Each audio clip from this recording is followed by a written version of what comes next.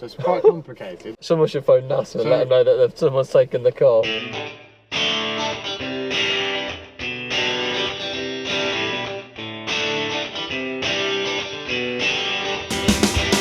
Hello car friends. Okay, so this week we've got the Mercedes GLA. This is Ryan. Alright. And Ryan is not going to be talking much, I don't think. Thought we'd take the car out today. It was a bit of a surprise trip. We're just going to take it around the countryside, put it into some sort of village scenarios and see how it handles. This is the 200D version. It's also got the AMG Line pack. Awesome, let's do this. Oh, there's a horse.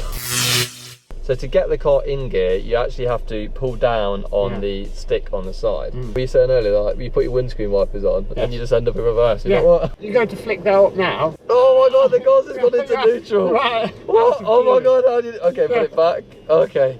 I don't even know I'm getting through there, am I? Yeah, you get through. Oh, it's wide. Oh. You get pushed through there. This is a buzz. Okay, so this car's got 5 settings that I can work out. It's got comfort mode, which is incredibly soft, sort of softer suspension. Oh my god, it's so long. It's got sport mode, which is a stiffer suspension, really sort of more responsive. It's got individual, which seems to be a way of like playing around with everything in the car, so making sure that you know you can tailor pretty much everything from head to toe. It's got an off-road mode, which I don't even think Mercedes intended for use, and it's also got an eco mode, which obviously just keeps your revs down, makes it a little bit less torquey and saves fuel. Right, floor it. Okay, so it's quite torquey. It goes through the revs, but it's still quite a heavy car, isn't it? It's a smooth acceleration. One thing I would say is there's a lot of weight at the top, so with that it makes it feel quite heavy. It also makes it feel quite level and quite planted, which is great for sort of the balance of the car. That's the thing you've got to watch. So you've got to put it in. Oh my god! Neutral. Right, before you put the parking brake on. You've got to put it on neutral, otherwise it won't take it out of gear. Oh my god. So what happened there was I tried to get out. Yeah, I didn't want it to go. And it started moving. Yeah.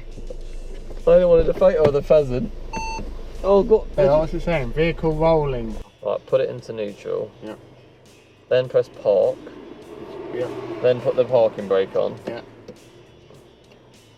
Yeah, I heard it. Now we're parked. Yes. So it's quite complicated. Oh god, someone should phone NASA and let them know that someone's taken the car. So this car has got pace. It's got a 0 to 60 speed of just over 6 seconds, which isn't bad in the 200. It's an all 4-wheel drive system, so it's putting the power where it needs it. But it can go, it really can. You're not going to be sat there thinking, when am I going to be getting into gear? The gearbox handles it all and the power delivery is super, super smooth.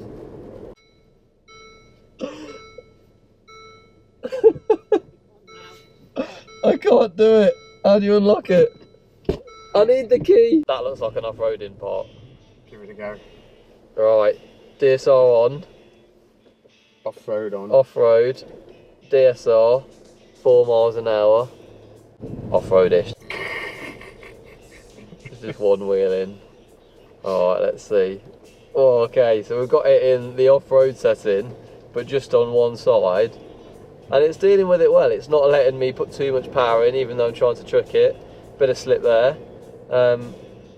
Overall, cope with that okay, actually. Done quite well, yeah.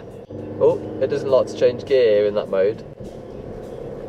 Okay, so it doesn't feel as long at the front as you might expect it to. You think like anything else in its class that it's going to be really long. This one actually isn't. It's really long at the back, but front-wise, it's perfectly fine. The other thing to note here is the ride. The ride itself is super, super, super subtle, relaxed. It's almost unnotable, and that's sort of, I guess, the point of it.